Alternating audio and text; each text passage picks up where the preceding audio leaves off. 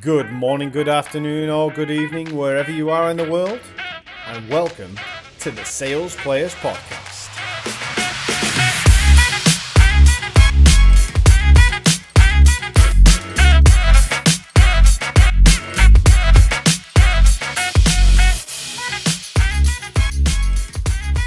Hey everybody, this is David Craig White, your host here on the Sales Players Podcast, and today I'm delighted, first of all, to have a female on the show.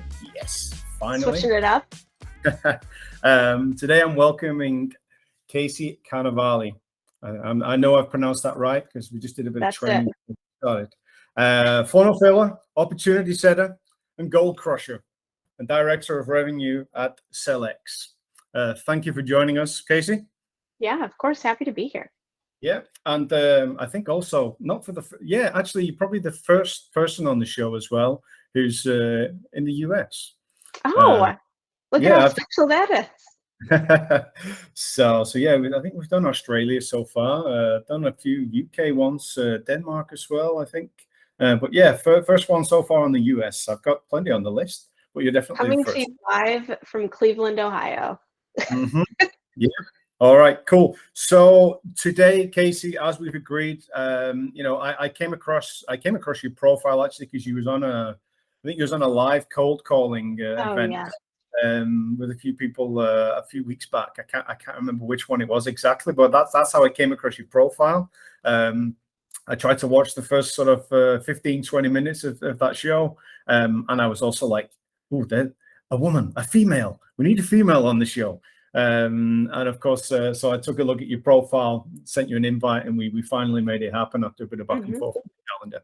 So it's great to have you on. You've got an interesting profile, and today, sort of as we agreed, we're gonna talk about your short but fast rise of moving into the position what you're in from starting off from working at Macy's back in 2013, I think that was. Yeah. So, yeah, just short of 9 years ago ish, pretty much. So I thought you got a really interesting profile. A lot of our audience are obviously salespeople, they're SDRs. There's some sales leaders in there, some sort of SDR team leaders as well. So and generally also, we have experienced salespeople in there who, like yourself, are sort of looking to go and make that step from salesperson to sales leader, etc. So I think it's good. It'd be good to share some of your experiences today from how you got into sales from working at Macy's and how you sort of took that progression and went into sales and moved into SDR cold calling and got where you got today. And of course, we'll touch on a few more topics as we go through there as well. I know I definitely want to speak to you around the startups. You're working in a startup right now. That was fairly new to you. Obviously, I think not this job. The previous one was your first one, right? Title.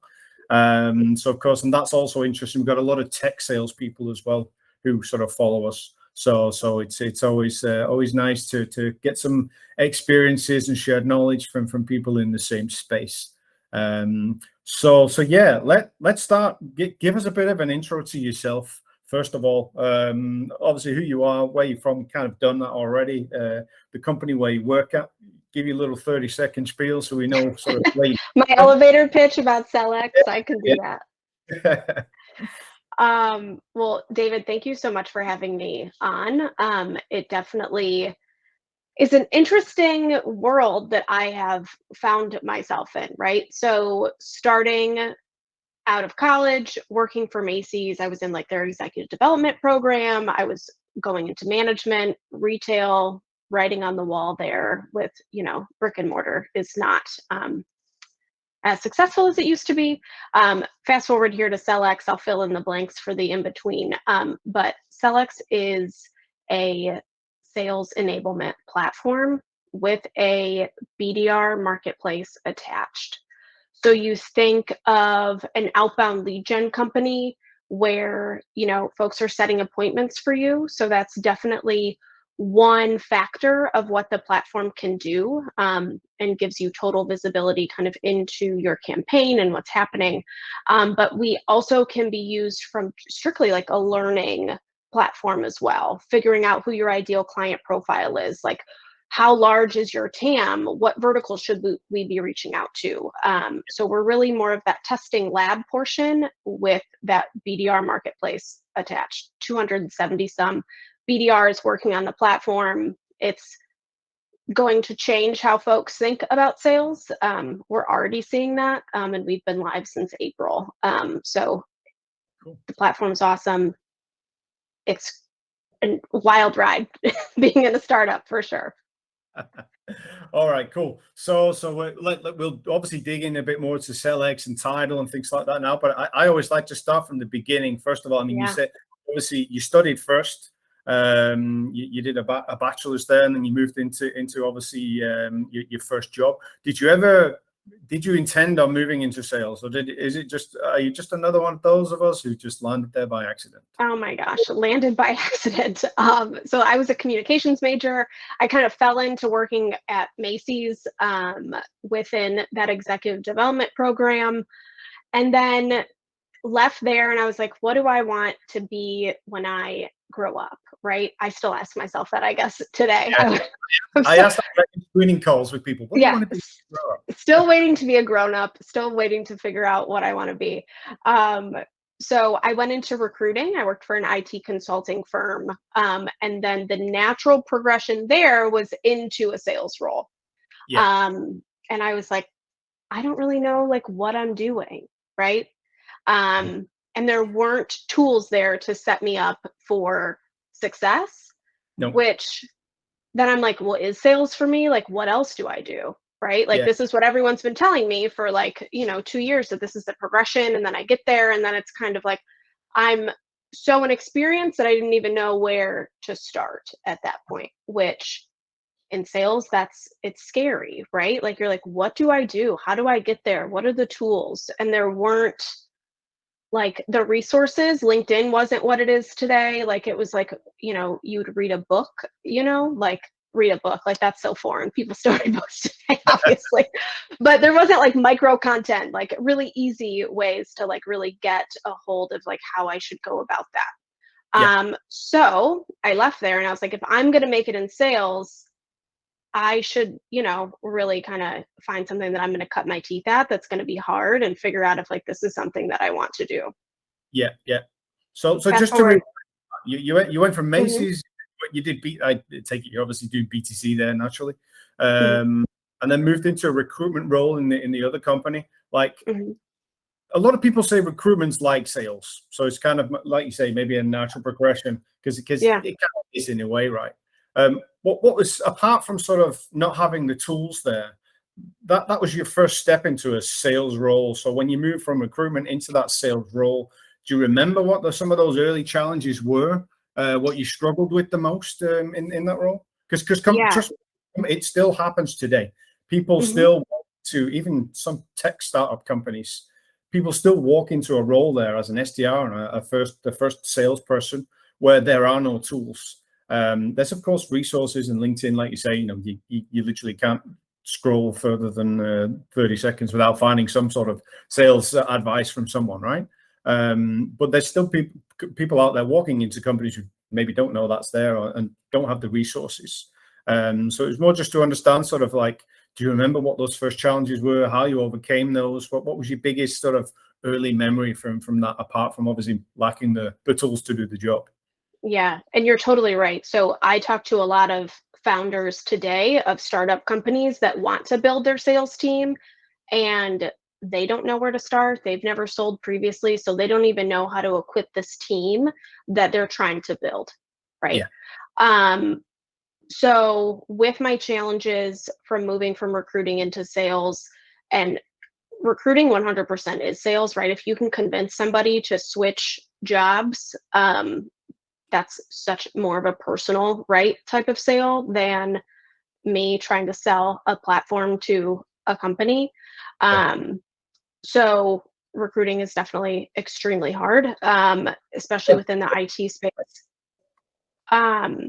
So I would work really closely with our CEO and founder of that company, and who had sold for years, who thought that I just knew what he knew. And it was not necessarily the best like teacher relationship, right? It was like, oh, do this, get on the phone. And I'm like, I have never like, I can cold call a person, right? But like, I'm like, how do I get through a dial tree? Do I call someone's cell phone? Where do I get this information? Like, that wasn't readily available. There wasn't like a CRM for me to like hunt through. Yeah. Okay. So, number one, where do I start, right? And then if I don't have someone, I could think I'm saying the greatest stuff in the world, but if it doesn't resonate to the person I'm talking to, then what's the point, right? Yeah. So it was that true fundamental piece that was missing from that. So it was truly just like, I'm lost. I need help. You're kind of giving me guidance, but you think I know more than I do. Yeah. And just kind of, I think, being maybe unfairly compared to like expectations versus who I actually was within my sales career. Would you say that being put in, because I always talk about sort of how some of the, I don't know whether you would class it as a horrible experience, but some of your worst experiences from the past, when you look back on them sort of in the now time, in the future, like I know I look back on a lot of those and I think, you know what, that was hell for the last year, but I learned so much. Would you say that like being thrown in like that helped you progress faster? Yes. So again, the reason why I chose to leave there and then move to, I worked for a couple Xerox companies, like to copiers, like the least sexy thing you could sell in the world, I think. Extremely commoditized, not the most exciting sell, but I was like, if I can knock on a door, if I can pick up a phone and cold call people and try and talk about a copier with them, like, Yeah. I know that this is something that like I can do, Yeah. right? And a lot of folks have a hard time breaking into SaaS after working, for such a commoditized product, Yeah. Yeah. which I think it's crazy because I learned so much from knocking on a door and being told no to my face, or just it takes something inside of you, that grit and that grind, to be able to do that type of role. And Yeah. I see a lot of folks today that are just not being taken into consideration for SaaS roles, account Yeah. executives, SDRs. And that's really a shame because you learn a ton, Yeah. specifically being out in the field, Yeah. having those face to face conversations. And then the extremely challenging life of like, a 4-hour call block where you're just trying to talk Yeah. to anybody and anybody, everybody in your territory to talk about a copier that everyone's under contract for. It's funny, it's funny you say it, because when I first stepped into my first sales manager role, the first person I hired, and I've hired her 3 times actually since then, we're really good friends now. Fiona, she actually came from sort of a similar background. She was selling computer hardware pieces, something like that, right? And it was like, but you could just tell in the way she was as a person, like, this is a salesperson. We need to work and refine them and help them adjust, but this is a real salesperson, and they're difficult to find, right? Yeah. You don't find those natural salespeople very often, especially not like a hunter profile.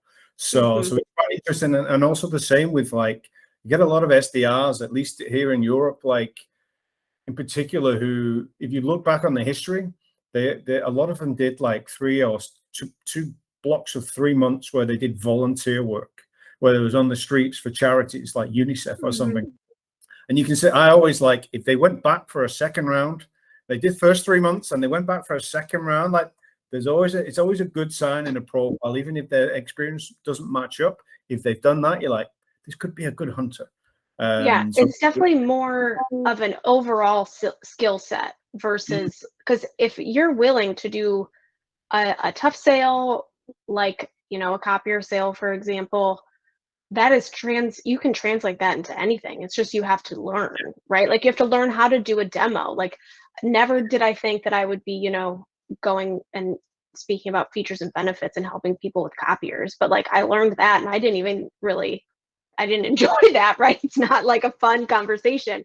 So if you can get behind a platform that you care about and you are passionate about, yeah, easy peasy, you can do a demo, right? Like that's great as long as those core skills are there. Yep. Yeah, definitely. So that's a good message to everybody out there. If you're selling something that's pretty boring and dull and you're doing a decent job, think of what you could sell. Think of how good you could sell if you actually went to a company with a decent product. And I'm sorry for the copier salespeople. People are really good at it and love it. It was not for me, but it taught me so much. So much. Yeah. Cool. So yeah, then you moved on to the BT Technologies. That was your next role after that one, right? Yeah. So MT Business Technologies and then ComDoc, they were both they're both the copier. same. Yep. Yep. They merged together. They're sister companies. Okay. So then, of course, you entered the startup world when you went to Tidal. What did you purposely aim and look for something in the SaaS space, or what was just accidental? What? No, so this is really funny. So which I'm sure a lot of people feel this way, like folks are being made to go back into the office. And I was one of the people that were like, I'm doing my job better at home. I'm going out to clients. Why are you going to make me go back into an office? And I had, kind of served my time within the copier world. So I was looking for something different. And that's when I found Tidal via LinkedIn. And we were a traditional outbound lead gen company, so services prior to moving into SaaS. And I started out as an SDR. So I had never been an SDR. I have always been a hunter setting my own appointments, but I was never just the beginning top of funnel piece. And I had never been taught how to do that the right way. Okay. So you was working as a full cycle sales rep, right? Sales account exec, or sales exec, whatever the terminology is used, depends on the company, the country. So when you say you'd never been taught, because you've been doing it obviously not different fashion. So had you never done it over the phone before? I'd done it over the phone, but I didn't have someone helping me with my script or my email content. And I also didn't, like, I was picking up a phone, right? And like physically dialing versus using a power dialer or, a sales loft and outreach, right? I didn't have, I wish I could remember the name of the CRM we used, but it was like the oldest CRM of all time. And like, it was, just like very outdated. And I was putting in that work and then moving over to Tidal and having all of this tech that supported me to make me successful.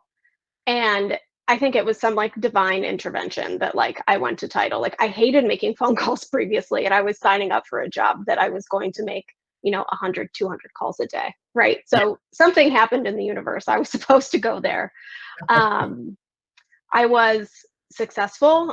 So our CEO, Steve Schmidt, he was like, if you keep this up for like 4 to 5 months, like I'll move you into our first non-founder led sales role. So I was like, okay, challenge accepted. I will sell with you side by side, like bring it on. So 1 month I said, I think 63 appointments.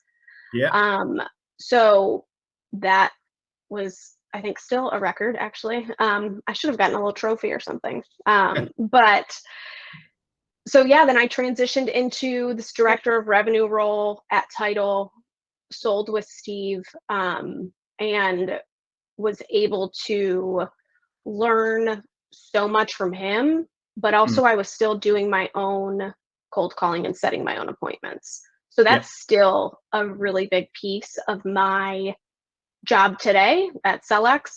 Tidal joined forces with SellX back in June. So it's essentially that outbound piece married to that SaaS platform. So moving into my role today, still selling with Steve. He's now the CRO of SellX.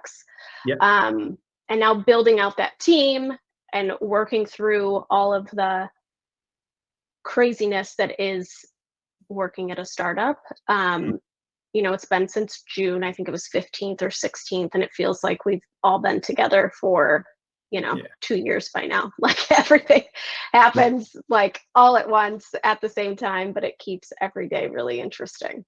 Yeah. So that first SDR role, first real SDR role, I mean, number one, yeah, I think one thing is like, because you came from where you came from and your background of having done a few years, I can't remember, I don't know, it must have been what, 3, 4, 5, Yeah. in the duller industries without that technology, then of course, I think one thing I've noticed, I mean, I'm 41, so I've probably done a decade before that as well, where I was also, you know, there was no sequencing there. You had to email everything yourself. Right. Yeah. So of course, a lot of people sort of my generation, at least, definitely, and somewhat, I guess, partly of yours. You know, they talk about the SDRs of today, and they say like, you don't know how lucky you are. And there's a lot of focus on why don't they pick up the phone and all that stuff. What you walked into that role, you could appreciate where you'd come from, you could appreciate where it was. So despite the challenges of learning this software and whatnot, do you remember sort of what was it, do you think, that made you good in the first place at being able to just pick up the phone and dial? Do you think that was a result of your background of what you'd done before, or was that something what's it sort of embedded into you maybe as a child and your upbringing and things like that? So I think both. One, I think that my goal was to set appointments for my client. So I always begin with the end in mind, right? Yeah. So what do I have to do to get an appointment today? And to me, it didn't matter if I had to make 200 calls or 2 calls and send, 100 emails. Like Yeah. my goal each and every day was to set an appointment, and like I was going to get there. And if I didn't, I did 2 the next day. Yeah. Um, So you didn't, just so I can get this right, because it's interesting. So you didn't actually focus too much on the amount of calls. You've just purely focused on calling until you got your meeting. mhm. Yeah. So yeah, so which obviously most people are like, well, you should make 100 dials a day, but Mm. why if I'm getting to my right desired outcome for the day? Like obviously I love to overachieve and do more, Yeah. but you have to think about where you're spending your time. Most of my time was spent on the phone. Like that's where I set like 90 some percent of my opportunities was from a cold call. Yeah. And I think that what made me successful, and also other BDRs that work at SellX, is like we have typically a sales background. Yeah. So folks that have maybe taken a step back in their career to move forward. So, right, your traditional sales career, you're an SDR, you're an account executive, you're a senior account executive, so on and so forth. I Yep. went from an AE to an SDR to, right, Yeah. director of revenue. Yeah. Whereas now looking back on it, I wish I could have moved my SDR experience to the front of my career, Mm. um, because I would have been a better account executive. Mm. Just I would have known how to build out content and talk to certain roles and really build out better messaging per persona. Yeah. Do you Um, think though that you would have appreciated like the technology and the situation you walked into if you hadn't have had that background? So if your first job would have just been straight from Macy's straight into a tech startup, and you hadn't have done all that sort of selling with no CRM or an old dated CRM and no yeah, tech, do you think that would have, do you think you would have, well, you definitely wouldn't have had the same appreciation of it. yeah. But how do you think that would have been? That's a good point, right? So like everything that I did kind of led me to be like, this is great. Like I'll gladly make 100 phone calls if I don't have to dial each number each time, right? So it maybe just would have been an easier path the other Yeah. way, right? Starting out with the tech stack, Yeah. and being an SDR and learning how to go about things. I definitely kind of had to cut my teeth a bit, make some mistakes. Yeah. Um, but I definitely am a better seller today for Mm. having both of those experiences. Yeah, because that's also, you know, there's a lot of people also talk about sort of today in particular, again, SDRs, a lot of sales leaders are always complaining about, oh, these SDRs, they walk in, they do a good job, and they expect to get promoted after like 5 months or something like that. And I sort of like, I'm not going to say I'm on the fence with it. I kind of see the perspective from both sides, because it's difficult to ramp a company when hiring is difficult, right? It takes a long time, takes a lot of resources. So when your SDRs want to be AEs, then you have to keep replacing your SDRs. And of course, that's time consuming, right? But at the end of the day, AEs are also difficult to find and expensive to recruit. And if you can recruit within, then fair enough. And for me, like, if there's a good sales talent there, then you spot that when they're an SDR. You know this SDR is going to be a good AE. So why not throw them in there as an AE earlier? Why do they have to be 12 months or 24 months? So I think that's a really interesting topic there, because I see it a lot of the grumbling what's done from a sales leadership perspective about how SDRs all expect to be promoted too quick. But if I was an SDR and I knew my worth and I knew I was good, I would want to be quick. Otherwise, I'm going to leave and I'm going to go get an AE job somewhere else, right? Yeah. So I agree. So companies that have like a very strict roadmap, it's interesting to me, because are you stunting someone's capabilities within your company because they know that they have to be in this role for 18 months? Like, there are people that love to be an SDR that want to do this for the rest of their life. Yeah. I was good at it, right? Like, that's awesome if you do love to do that. It's definitely a skill, right? You have to have a tough skin, and you have to tough skin. So if you have somebody that's like, I have to do this for 18 months, and then they get approached on LinkedIn, they're like, I'm going to go be an account executive over here. Like, I'm done making 100 dials a day, right? Yeah. But the SDR that wants to get promoted in 3 months, if you're not proving yourself in those 3 months, then that's also I think that's the biggest gripe, is like, how are you performing in those first few months as an SDR?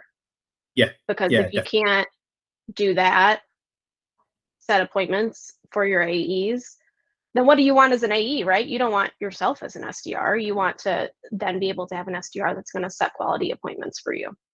Yeah. And again, it's rightfully seen in a way. It depends on where you've come from, right? Your background. Have you had any sales experience before? Because I know I particularly remember just like last year at some point, like I had a guy who was a brilliant SDR. And of course he'd done the AE job as well. But he'd not done it to the extent where, like, that was his only experience. So he hadn't had any previous sales experience. And then all of a sudden in some companies, like the account exec role gets so complex because maybe it's a complex product, or maybe the persona, you're doing enterprise or something like that. There's so much more to learn that all of a sudden that knowledge gap just becomes huge. So of course, whereas you've got an SDR, they're like, but I've done it, I'm good at it, I have this, but they don't realize that you need background from sort of maybe multiple places selling multiple products to be able to be a better AE. Because of course, I remember having the conversation with the chap and saying, listen, when I'm listening to the answer of a prospect's like answer to my questions, like my brain is working on overdrive, and what it's doing is just recalling all these different memories from all these different conversations of all these different jobs at the thousands and thousands of hours of sales experience I've got. And all of a sudden I'm going to grab one of those and be like, yeah, that's what he said. And I'm going to use that in the conversation.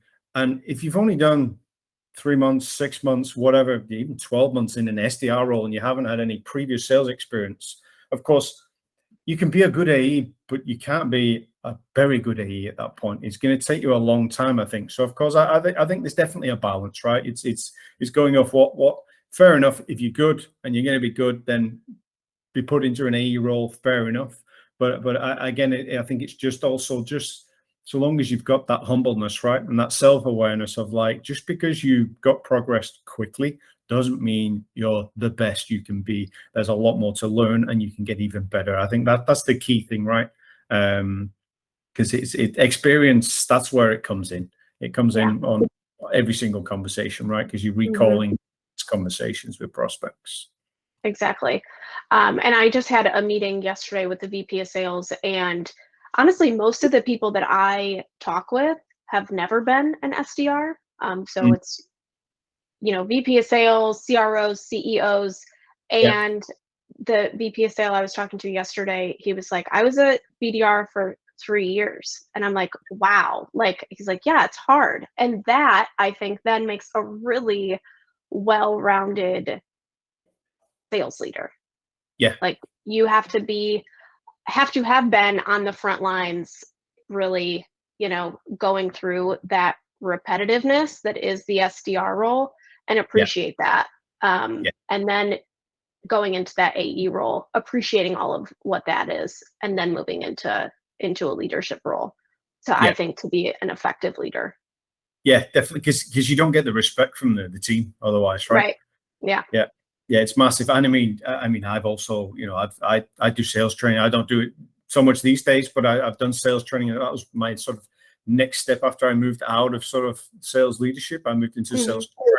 And trust me, you need that even more as a sales trainer, because that's the first thing everybody says about sales trainers is, oh, have they even done the job themselves, or they just got their work? They know how to do their workshop. They've got it in their PowerPoint, and they're just going to tell me how it is. It's definitely the same with salespeople. I think you have to earn that respect, and very often that's only earned if you've done the job, right? And especially maybe not so much as an SDR, but I think definitely to a certain degree, right? I think anybody who comes in who doesn't understand the role, and especially how difficult the role is, right?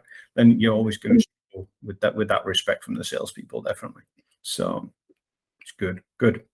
Yeah. So when you moved into this tech startup, tech startups are a very different beast in many ways. What's the biggest thing for you, what you remember stood out the most, apart from obviously the tech and everything and the tools, what they're using? What was the biggest shift for you and the biggest change from a traditional company into a sort of tech startup? Yeah. So Xerox, billion-dollar corporation, right? Like, everything is very like, this is what you do, this is where it goes, like regimented. Everything has a process, which I love a routine. I love time management. I think that's one of my better skills in life, and what makes me successful is how I'm able to block off my calendar. But going into a startup where you're like, okay, we're building out these processes and procedures, and who do I go to for this? There's no one. Okay, so it's me. Like, you have to be able to wear a ton of hats and be okay with it, and realize that a week is going to feel like a month, and a month is going to feel like a year, based on what you're doing each day. And you have to be there to grind and work together, and be able to realize that what you're doing is for the betterment of the company, right? It's definitely going back to being self-aware. That's a wonderful quality just in life in general, right? To be a self-aware human, but specifically within a startup. Like, this isn't just about you and your role. It is about the company, and what you're doing is going to benefit everyone in the long run. Yeah. So you remember, like, it's funny because you talk about coming from a big company like Xerox. I've been involved in a lot of companies. I've done a lot of recruiting inside of tech startups. Well, we're scaling fast, and it was quite I remember one of the earlier mistakes of the talent team of going out and trying to find, especially when those startups start to get big and successful. Then they're like, right, I've got more money now. I've just got another round of investment. And they go out and try and find, like, go find me the salespeople from LinkedIn or from Salesforce or one of the big giants, because we need those people now because we can afford them. And then all of a sudden those people land there, and they're just like, it's a shock, right? And a lot of them, I remember a lot of them just failed miserably. And that strategy got cut pretty quickly. And we're like, okay, no more recruits from Salesforce or LinkedIn or anything, because they're coming in with expectations of something what they just came from, but they're surviving. So what do you think what was different for you, for example, when you came from that? Was it because, again, is that a personality trait of yours? What just made you're just like happy to adapt and adjust and get your nails dirty, if you like? Yeah. So I am always the person that's going to be like, okay, like, let's get this done. Right. Yeah. I'm not like let's talk about it for like 2 weeks and then implement and see what happens. Yeah. So kind of moving into this fast paced environment, I was like, yeah, like I can do this. Like, let's go, let's Yeah. build something. Yeah. Versus, because that's what I was missing. Right. So working for a large organization, you're a number, right? Specifically me in my role, I was a number. Someone had to quit or retire for me to move anywhere. Yeah. With this, it's truly like you reap what you sow. So if you're doing a great job, like there's options for you at a startup versus having like a very clear cut career path. And Yeah. I loved that. It was like, Yeah. okay, well, let's build this thing. Like, let's go. How do we do this? What do we need to do? What makes sense? Let's talk about our ICP. How can we refine that even more to make sure that we're targeting the right folks? Yeah. What message lands, yada, yada, so on and so forth.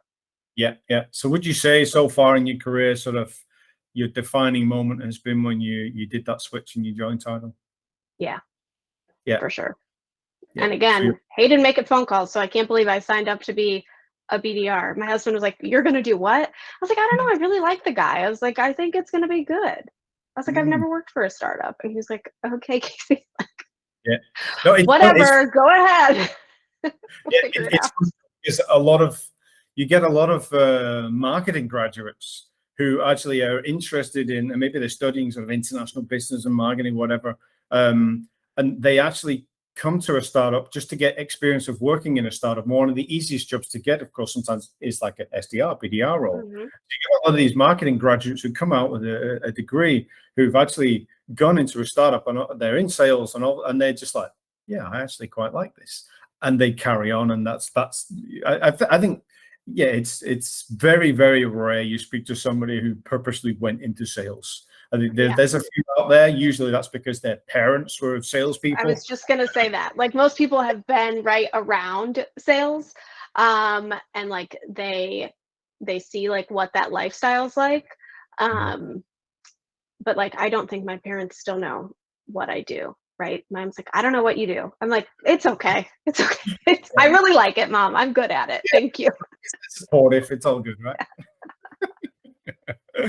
All right, good. So on that same topic there, when we're talking about that, I mentioned to you that I'd also like to get your thoughts and your feelings on females in sales, because that's been one thing for me, at least. I mean, I've done sales for a long time. I've been in sales for a long time. I've hired a lot of salespeople, and I've worked with a lot of companies with a lot of salespeople, and especially in the tech sales space, like the amount of females, it's like sometimes you have to battle to be like, okay, we need to actually almost be biased now in our recruiting, because I can't hire another male in this team because it's then going to be important for a female to walk in here, because it's just like a man jungle. What's your sort of experience with that yourself, and what do you see this current status quo on that as being? Yeah. So going back to my first role at Xerox, I walk in the first day, cubes in. I had to go downstairs in a basement. I'm like, this is not on the tour of where my desk would be. It's a bunch of boys. I'm just down there with a bunch of boys in cubes. I'm the first girl to work there in God knows how long. 2 male managers, and I'm like, that doesn't bother me. I'm a confident person, but it's kind of like, oh, geez, okay. And Yeah. they had to, like, my boss was like, I told them to, like, be more appropriate down here. Like, and I'm like, honestly, like, they probably should be more appropriate because it's their job. But don't change, on my accord. But it can be a lot. I think that it's almost more intimidating, even for me today. So I expect when I set a meeting or I call someone, obviously I see their name when I'm calling them or setting their appointment, but I'm more hesitant when I call a woman because she's damn good to be in that role that she's in. If she's a Mhm. CRO, I'm like, this is going to be a tough call. Yeah. Versus if I call, a male who's a VP of sales, I'm not as intimidated, because not that I don't know their background, but it's definitely more, I feel like I have to be more on my game to prove myself as a female in sales Yeah. to a woman that is at a high level. That I think it's also, I mean, you're putting it down to the fact that you're female, she's a female, but I think that in my experience as well, like to make it as a female, especially to that level, you also have to be very tough. Oh yeah. Um, It's not and like a light fluffy call. Like it's not oh, like, and I just I was working with a head of sales. I just closed this deal, and at first I was like, gosh, like I don't think she likes me. Like I'm not getting like vibes from her. Like most of the time, like I can pick up on it. And it was a longer sales cycle, but she was like, I've really enjoyed getting to know you. She like had let her guard down. We were able to talk more. But I think that women feel like we have to be more professional and tough up front, yeah, because it's just you've always kind of been proving yourself along the way, right? Like I had to prove myself against all those boys in the basement, right? I had to set more appointments than them. I had to be louder than them. I had to speak up more than them. Like I had to prove that I was just as good as them, if not better. yeah, Um, and I did. And that is intimidating to a lot of women, or even like more reserved people, like taking gender out of it. Like you think of sales and you're like, oh, you have to be tough, you have to be loud, you have to be an extrovert. Like I'm not an extrovert, I'm definitely more of an introvert, yeah, but I can, flex up and down if need be, depending on, who I'm talking to. But a lot of really good salespeople are the quieter people. They're not really tough. They really dig in to know like the why behind the problem versus being a little more pushy, I guess, per se. yeah. Um, so it's not always about being the loudest person in the room, whether you're a male or a female. It's about your skill set doing your job. Yeah, it's kind of that stereotypical salesperson from the 60s, 70s, 80s, if you like. Right. The 80s. No, I was an Or 80s Wolf of child. Wall Street, like, sell me this pen. Like, I'm not going to sell you this pen. Like, please stop.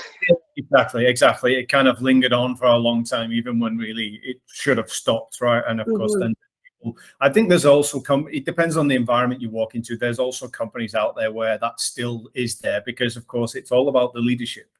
And Hmm. if you somebody who's a leader who comes from that generation, then they try and drive that culture, and that culture is quite. I don't know. It's when you build a culture like that and you get people bought in on that culture. Culture is a very powerful thing, and It can especially be even if toxic. yeah, totally, Hmm. totally. It's even you also you adapt to your culture, especially if you're a good salesperson. You adapt just in general to your Hmm. environment, right? So, but I personally I think there's progress being made in that area. At least I'm seeing a lot of different progress there. So we're slowly but surely killing it off. Do you feel like obviously right now? Do you find when you're getting new hires, is there more females you feel in sales now or interested in moving into sales? Yeah, I do. Yeah, So both Title and SellX were very inclusive. So yeah, obviously, myself as director of revenue, we have a female chief people officer, learning and development, and a ton of female BDRs that are working, which we call them yeah. XDRs, SellX XDRs, um, on the platform. Right, we're just going to add another acronym to the list. Um, and they're having great conversations. They're setting appointments, and I think especially from a top of funnel perspective is because you're not coming in and you're not attacking that person, right? They already are like, God, why did I pick up this phone call? Yeah, And they're able to, I think, disarm a little better to then get yeah, out their pitch and have that conversation. yeah. Yeah, and let me be a little bit.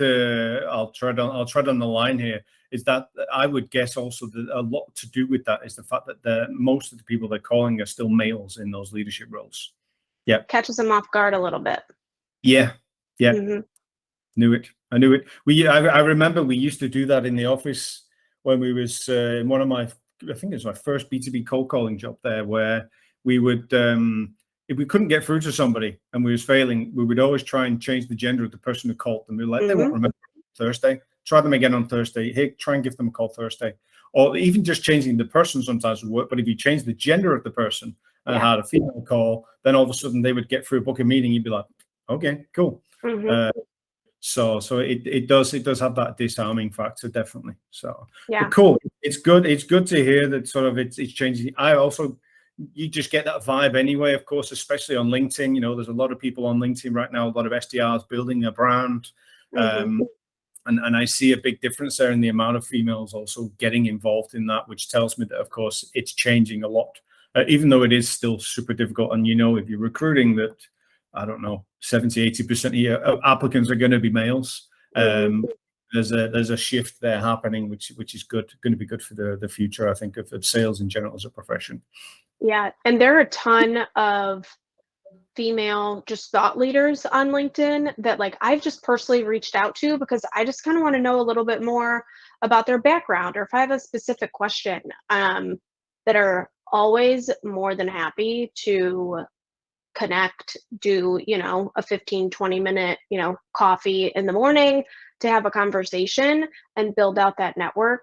So I would definitely encourage everyone on either one, be active on LinkedIn. That's huge because it's a wealth of knowledge and resources out there that you can tap into. And folks that are posting like want to interact with their followers. Yeah. And that's especially females talking to other female leaders, because you typically don't have those types of conversations. It's has been a tremendous help to me. Yeah, awesome. Yeah, because I think a lot of people are a little bit like cautious to do that, right? They're a little bit afraid. I mean, what's the harm? It's just like a cold call. If somebody tells you no, okay. Yeah, on to the next one. Yeah. I literally recorded a podcast yesterday, and I remember we covered the topic of personal branding. And one of the things he said there was, one of the first things he got out of, I think he did a LinkedIn course or something, and he said it was one of those courses you go to and you take one golden thing away from it. He said that thing was like just the post every day, and he was just like, of course, just like when I'm selling, I call every day. Then if I want to build a personal brand on LinkedIn, then I have to post every day. It's exactly the same concept. So it's interesting for that. Casey, it's been, I know I've taken a lot of your time up now. We're almost 45, 50 minutes, and I've only just realized how dark my camera is as well. The daylight is disappearing in Europe. So before I disappear, we better call it a day. But last but least, what's the one biggest thing you would say to anybody out there who's in an SDR role or who's considering moving into a startup? What was the biggest thing for you, what you feel has given you the success you've had so far and helped you sort of move into sales, be successful in sales, and grow that quickly into the role and have the progress what you've had? I think it's your own attitude about it. Yeah. So you can have an amazing tech stack, you can have all the right tools, but if you don't go into it with the right mindset, you're not going to be successful. And that always transcends over the phone, right? Yeah. So if you're not feeling it today, they can tell, right? Yeah. So try your best to have that really good attitude. And going into a startup, it's not always easy. You have to be able to be flexible. So again, that mindset shift, you have to realize that like your role could be ever changing. It could be bumps, ups and downs, but you're there to help grow a company and help drive revenue specifically. So if you can do that, you are a valuable person within a startup. It's interesting then. So what you're saying basically is the same thing what made you successful at booking meetings was the end in mind. That's the same tip there. Overall, is the end in mind is you're working in a startup to make the startup a success. So eat the shit basically and focus on the end in mind, and that will you would love to wake up every day and be like, everyone's going to answer their phone and I'm going to set 6 appointments and life is going to be wonderful. You could talk to no one all day long. Yeah. And that's hard. Or you can be an account executive and you have 10 appointments in the week. 2 of them say they're going to sign, they don't sign, they push to the next month, or they ghost you, right? You always free on the last day of the month to be a short ones. Like, are you talking about my July? Like it's not easy, but if you go in and you realize it's not easy and you're committed and you are able to shake off the tough stuff and keep it moving, you'll be good to go. Yeah. Cool. Casey, it's been golden. It's been golden. It's been great to have you on. Been great to get your input, your insights, and listen to you and things, especially as soon as we move into. It's amazing how much more interesting it got as soon as we moved into the startup area, right? The part that I enjoy the most, yes. Funny. So really appreciate you being on, and of course we'll get this live as soon as possible, hopefully by the end of the week, and I'll send the link across to you and everybody else of the listeners as well. So yeah, thank you very much, and enjoy the rest of your afternoon, and I'll go try and find some light switches. I think you should call it a day. Yeah, I think so. It's usually a good signal when you can't see anymore, right, on the screen. All right, Casey, thanks a lot. Take care. Yep. Thanks. Bye.